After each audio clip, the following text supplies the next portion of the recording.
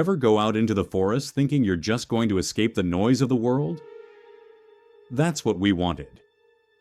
Just a break. Me, my brother Kyle, and our close friend Jenna. We were all burnt out from college, relationships, and the daily grind. We needed air that didn't taste like city exhaust, and stars that weren't buried beneath neon signs. So we took a trip deep into the Colorado forest last fall. The kind of place where no GPS could guide you, no cell towers reached, and the only sounds were your own breath and the crunch of dirt under your boots. We hiked for nearly 5 hours, laughing, sharing stories, and stopping to take photos of deer tracks and the occasional hawk overhead. Eventually, we found this perfect clearing beside a stream, surrounded by pine trees so tall they blocked most of the sky. It felt untouched, like a forgotten world. As we set up camp, I spotted something odd. Hanging from a nearby branch was a charm. Small twigs twisted together and tied with red string.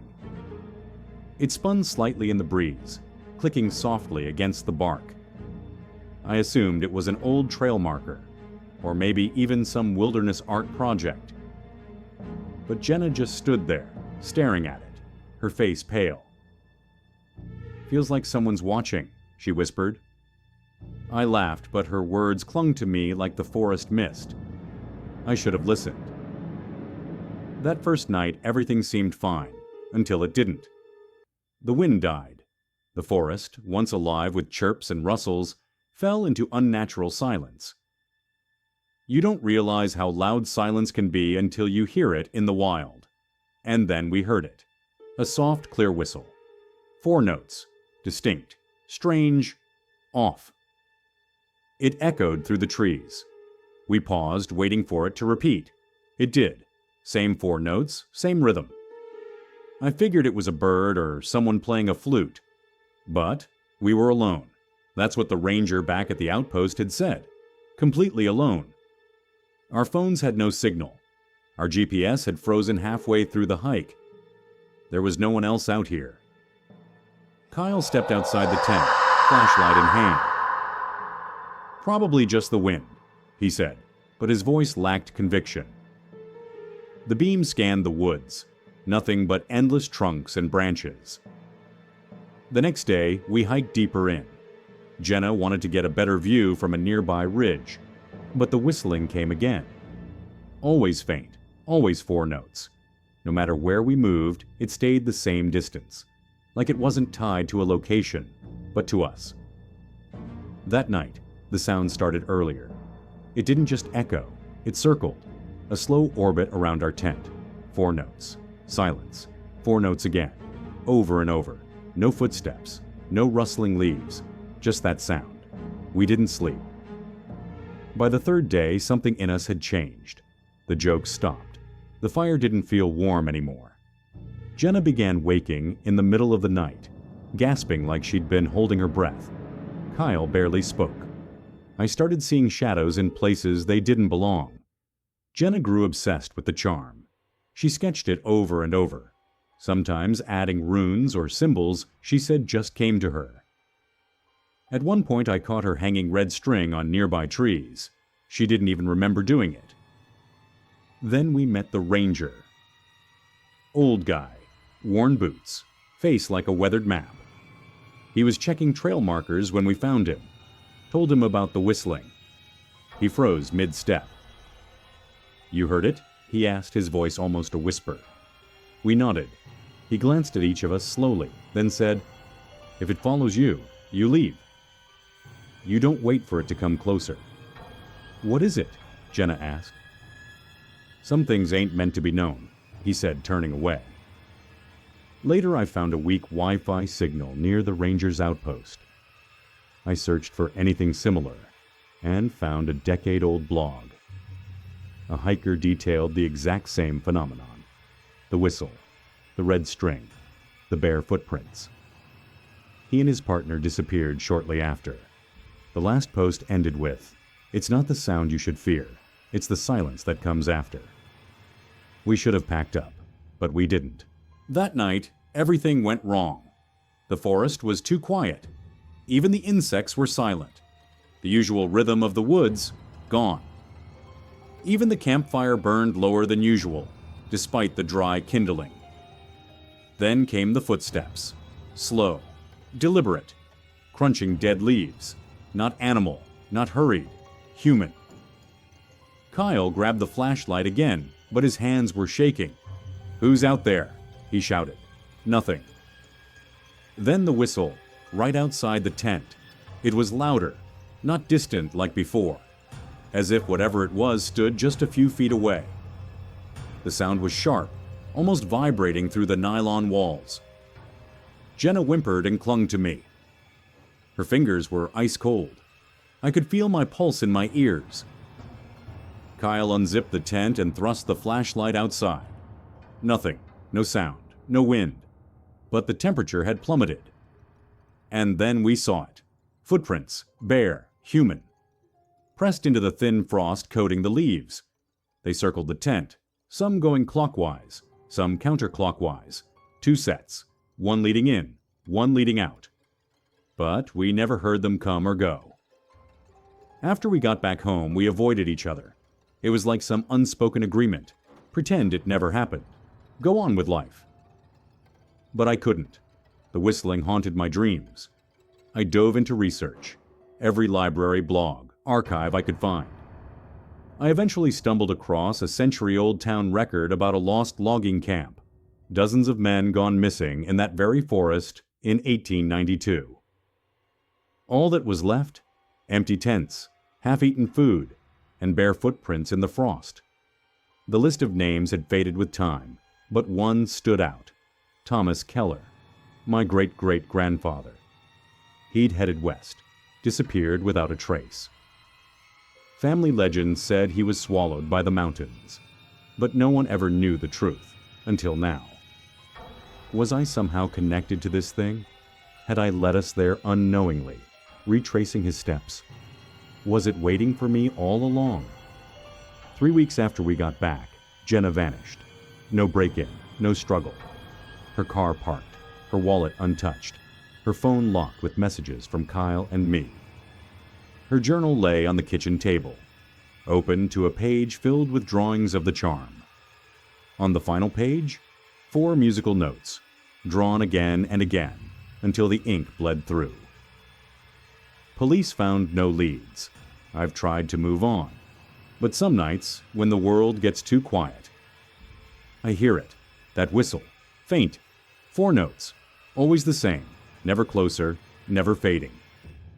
Last night it was louder, almost clear. I stood at my window and waited, breath held tight. There were no footsteps, only the sound. And then, silence, long, heavy, drenched in dread. I haven't gone back to the forest, but I know, somehow, it's coming for me. And when it does, it won't need to whistle. Story number 2. You ever crave silence? Not the kind punctuated by sirens or the low thrum of a city, but true silence, deep, heavy, and uninterrupted. I did. That's what drew me to Washington's Olympic National Forest, a solo escape.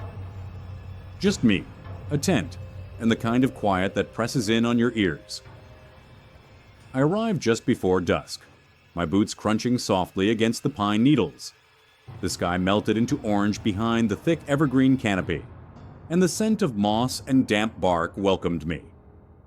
I pitched my tent far from any marked trail. No signs of other campers, no headlights, not even a bar of cell signal. Perfect. While gathering wood, something strange caught my eye. A child's shoe, small, old, and partially buried in the moss at the base of a tree. Its rubber sole was cracked, the fabric sun-bleached and rain-worn. There hadn't been any kids out here for years, I figured. I shrugged it off. Probably trash from some long-forgotten hiker. But as the stars began to prick through the fading sky, a chill settled in. Not from the air, but from somewhere deeper. Like the forest was waiting. Like something had noticed me. And for a moment, the silence didn't feel so peaceful anymore. It felt watchful. At exactly 2:13 a.m., I awoke. Not to a noise, but to a feeling. A creeping tension, like invisible eyes pinned to my chest. My tent was zipped up tight. My fire had long burned out. I reached for my flashlight with trembling fingers. Then I heard it. A single crunch. Leaves. Then another. Not chaotic like a deer or raccoon. Too rhythmic. Step. Pause. Step. Pause. It circled the tent. I flicked on the flashlight. At first, just trees. Then eyes. High up, unmoving, glowing in the beam. They blinked. Then more appeared. 4 pairs. All evenly spaced. All staring. Frozen. Human-like in shape, but utterly still. Too still. I couldn't breathe. I couldn't blink. The air was thick and unmoving. One by one, they began to move. Not toward me, but around, staying just outside the reach of my light. No sound, just that subtle, terrifying crunch of leaves as they traced the perimeter. They didn't speak, didn't growl, didn't even flinch. Their silence was louder than any scream. I stayed curled in my sleeping bag, the flashlight aimed steadily outward. At some point, the fear took over, and I blacked out. Morning came gray and foggy. I stumbled out of the tent, heart still pounding. No footprints, no marks on the ground, except the tent. Handprints, dozens of them. Small, childlike, smeared in ash and mud. Pressed all over the canvas, as if they had been crawling, touching, reaching, trying to get in. I packed up in less than 10 minutes and practically jogged the miles back to my car. But my thoughts spiraled. What did I see? Who were they? Ghosts? Hallucinations? I needed answers. Back in town, most people brushed me off, until an elderly woman at a gear shop looked at me differently. I didn't even have to finish describing the prints. "You saw the Ash children," she said. "They don't come often, only when the fire dies." She told me about a settler family from the 1800s. Their cabin had burned down in the woods. Some say the children died in the fire. Others say something else happened. Either way, their spirits never moved on.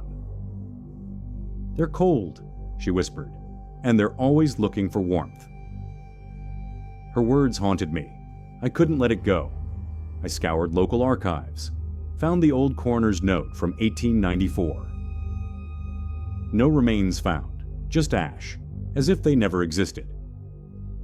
I started dreaming about them, those eyes, that silence.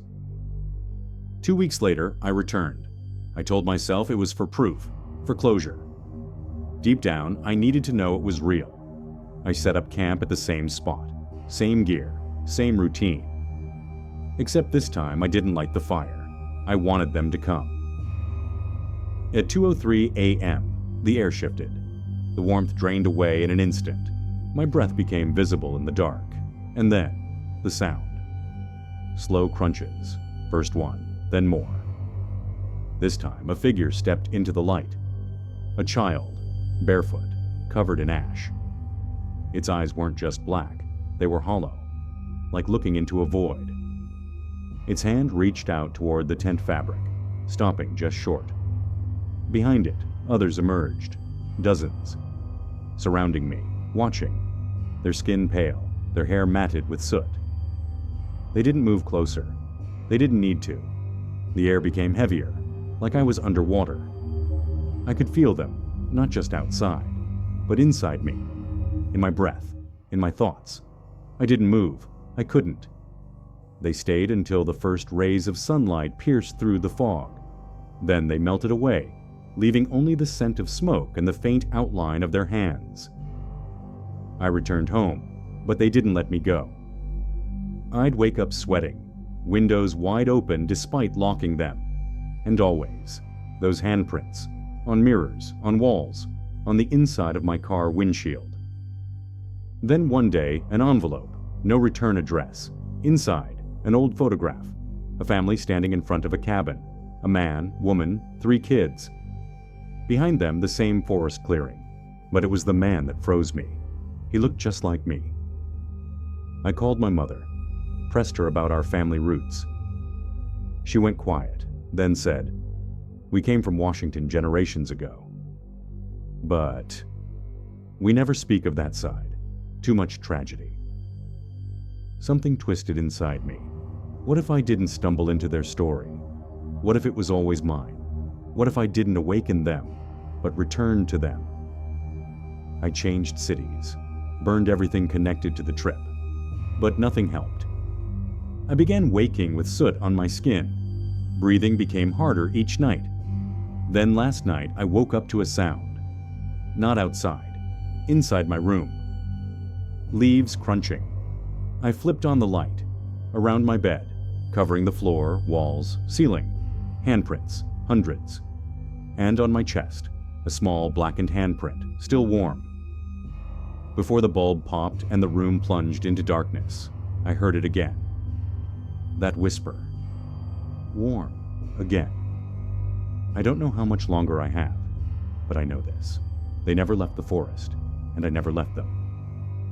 So if you're ever out in Olympic Forest, and you see eyes watching from the trees, keep the fire alive, because once it dies, they'll come for you.